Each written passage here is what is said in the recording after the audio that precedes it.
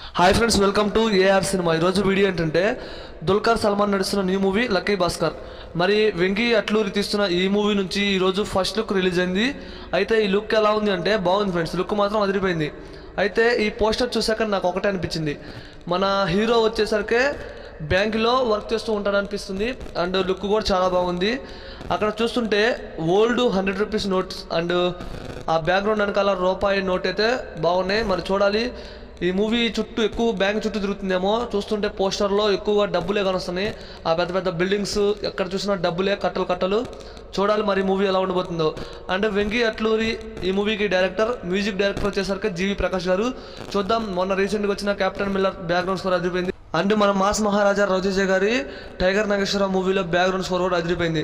చూడాలి lucky భాస్కర్లో background score ఎలా ఉంటుందో.